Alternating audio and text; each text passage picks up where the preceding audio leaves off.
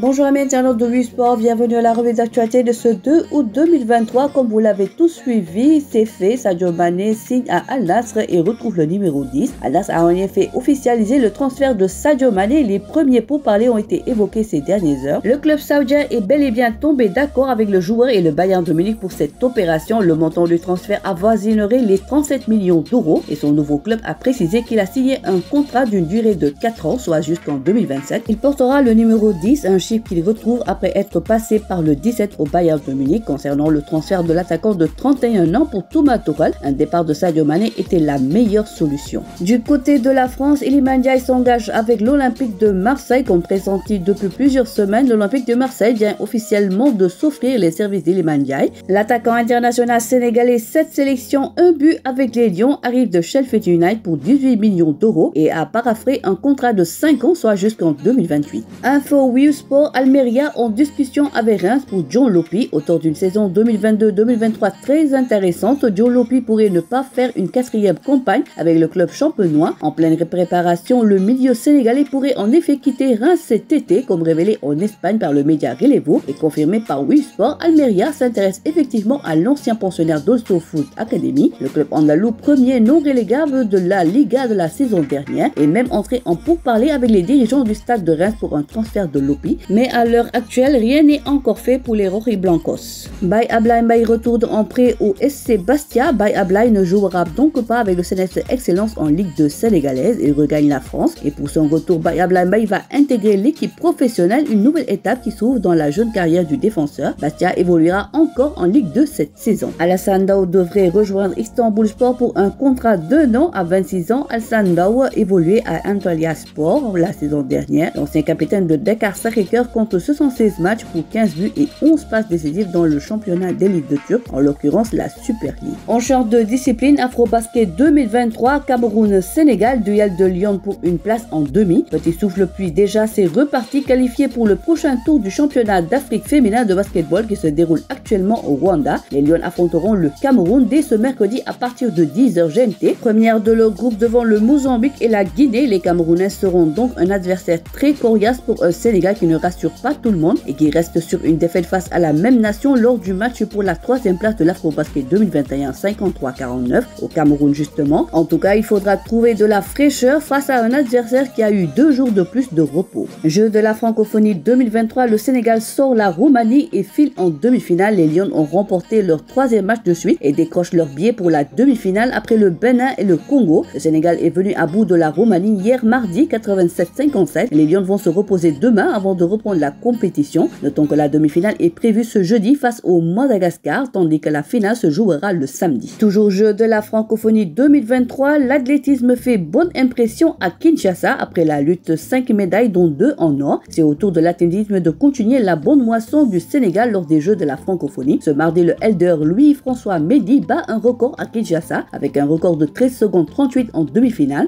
Grand favori de cette course sans surprise, il termine à la première place du podium devant le Nigérien Segiru Badamassi, 13 secondes 67, et le Malien Richard Diawara, 13 secondes 69. Il s'agit de la 3e médaille d'or pour le Sénégal dans cette compétition. Tout comme Jean-François Mendy qui a remporté la course des 110 mètres et Cheikh Tidiane Diouf est aussi un spécialiste du 400 mètres et se présentait comme un favori face au Marocain Hamzader. Du Congolais Gilles Anthony Afoumsam blessé, il n'a pas pu terminer la course. Il a confirmé son statut en remportant la course avec un chrono de 45 secondes 78. Voilà, c'est tout pour aujourd'hui. L'actualité sportive continue sur nos plateformes digitales. Le site numéro 1 du sport au Sénégal, wiwsport.com, est maintenant disponible en version application mobile sur iOS et Android.